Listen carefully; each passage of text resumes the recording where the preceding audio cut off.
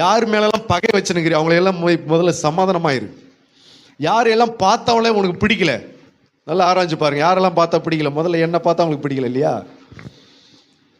இப்படியெல்லாம் சொல்றதுனால என்ன பார்த்தாலும் என்ன பண்ண மாட்டேங்குது, நிறைய விசுவாசிகளுக்கு பிடிக்க மாட்டேங்குது. அப்போ யாரையெல்லாம் உனக்கு பிடிக்கல, அது ஒரு பிசாசனுடைய கசப்பு, அது கொண்டு வந்து வச்சிருக்கான் அவன் இருதயத்தில், சிந்தனையில். அதை நீ விடணும். சில பேரை கண்டாலே அவங்க மேலே எப்போவுமே ஒரு எரிச்சல் இருந்துக்கிட்டே இருக்குது. என்ன காரணம்?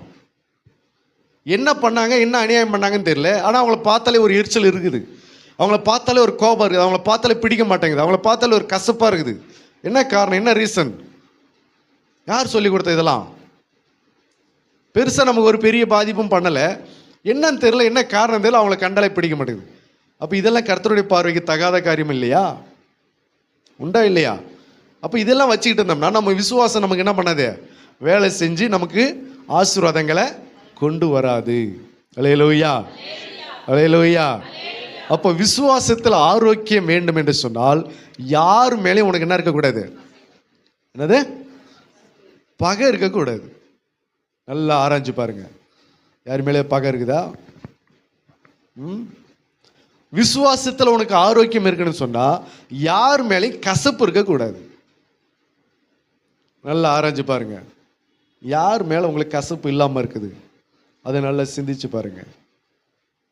அல்லேலூயா. ஆண்டவர் சொல்றார், உன் சகோதரனோடு கூட உனக்கு பிரச்சனையாக இருந்தால் உன் காணிக்கை கொண்டு போய் எங்கே வச்சுட்டு, பலிபீடத்தின் மேலே உன் காணிக்கை வச்சுட்டு போடாத, காணிக்கை பெட்டியில் காணிக்கை போடாத, முதல்ல அங்கே வச்சிரு. முன்பு போய் உன் சகோதரன் கூட ஒப்புரவாகிட்டு அப்புறமா வந்து அந்த காணிக்கை என்ன பண்ண எடுத்து போடு, அதுக்கப்புறம் அந்த காணிக்கை நான் ஏற்றுக்கொள்கிறேன்றாரு. எனக்கு இப்போ ரொம்ப காணிக்கை முக்கியம் இல்லை, முன்பு போய் உன் சகோதரன் கூட ஒப்புரவாகிட்டு அவன் சகோதரன் மேலே உனக்கு என்ன இருக்குது, பகை இருக்குது, வைராக்கியம் இருக்குது, கசப்பு இருக்குது, அதை சரி பண்ணிட்டு அப்புறமா வாழ்றாரு. அல்லேலூயா. சகோதரன் மேலே பகையா கசப்பா?